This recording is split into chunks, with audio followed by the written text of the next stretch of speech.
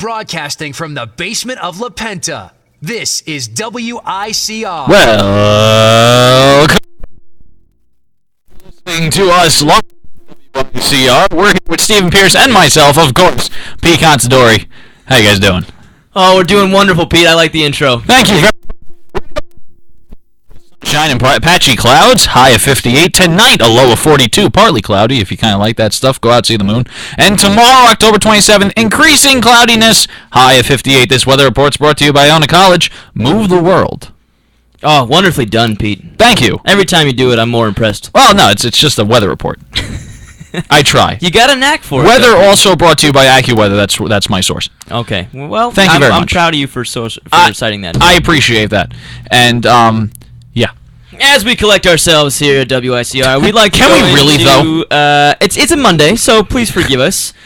And we'd like to talk about some New York Rangers. And since it is Monday and they won yesterday, it made it a little better today. It did. You know, I was nervous when I saw the first period. You know, and when they play back-to-back, one of two things is going to happen.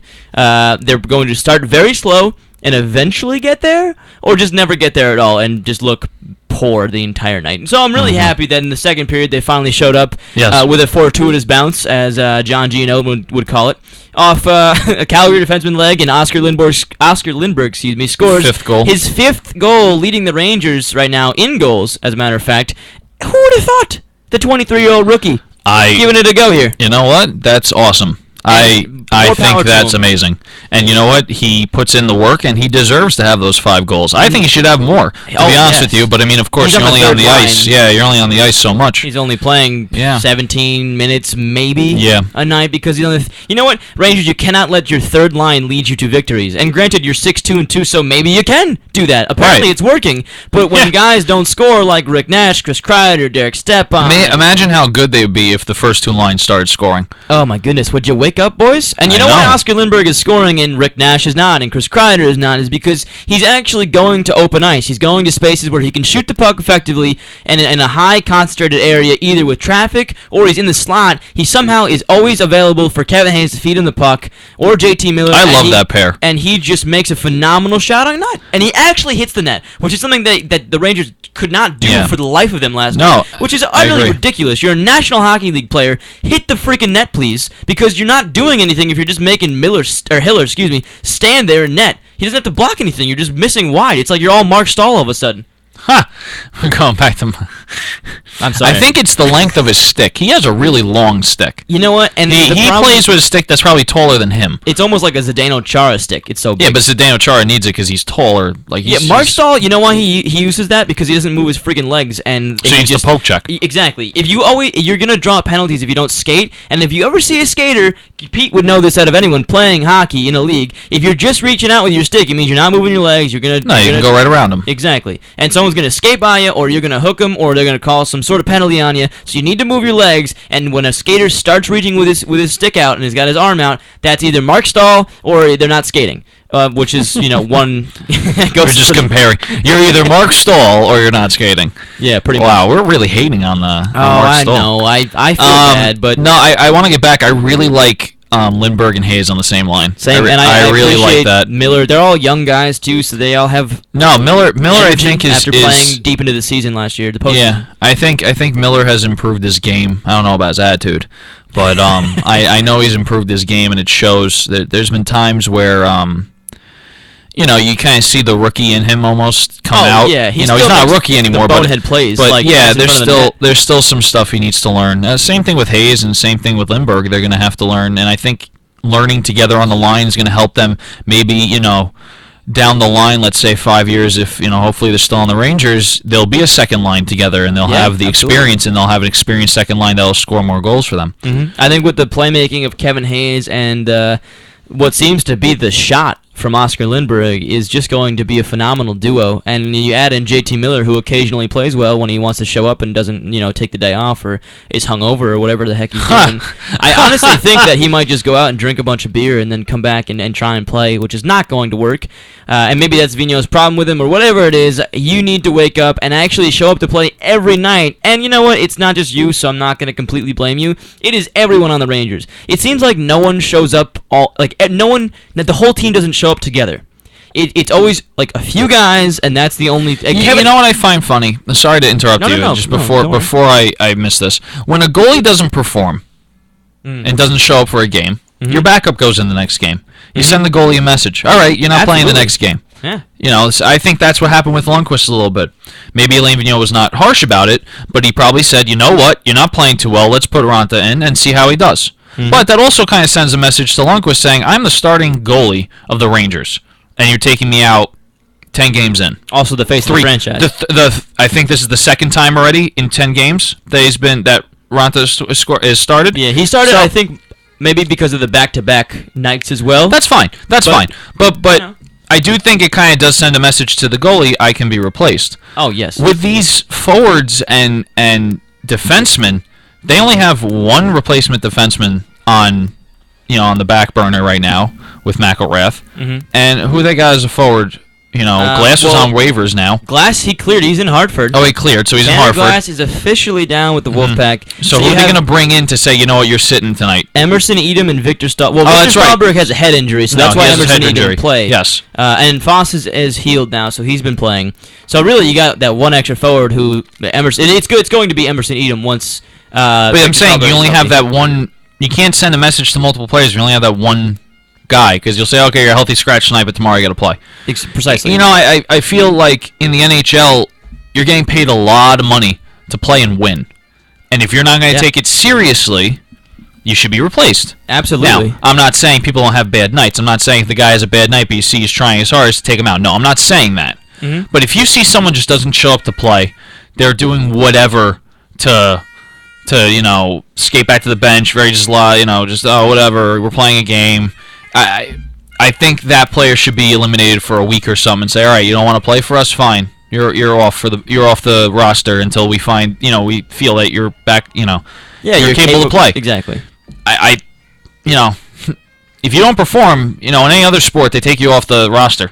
Yeah, absolutely. Regardless of the situation, and I know it was tough to take Tanner Glass up, but they finally did because it's ultimately going to benefit the team. Yeah. So, and he's a really hardworking guy. So if you don't work hard, I feel like he should play over you. I don't have a huge problem with Glass, but I mean, if you have the team the Rangers have now, he doesn't fit, obviously. Obviously, but if you're gonna look, I'm not saying every hockey league, every hockey team has to have a bench behind every single player, where it's like you have another 22 guys or whatever it is, behind you waiting, but there should be something that is some sort of scare tactic. Says, well, look, if you're not going to play, we'll bring someone up from Hartford to play. Oh, there are guys chomping at the bit in Hartford that were very, very. That's what I'm saying. Like, we have a lot of people that are willing to play for the Rangers. If you're not going to come and show up and play, don't play. Exactly. That's it. Absolutely. You're going to sit until we see that you're improving and actually want to play for this squad. Yeah. Now, granted, it is the beginning of the season, so everyone's still trying to find their rhythm. Right. They're still trying lines to have been changed up. Yeah, absolutely. Dynamic of the play has changed. I feel like the rust should be shaken off at this point, so that's no longer an excuse. But if you still need a few games to get it together, and I know that the lines were shaken up, as you said. I want to say, a game ago, Alain Vigneault switched up the lines a little bit just to see what's going on? Because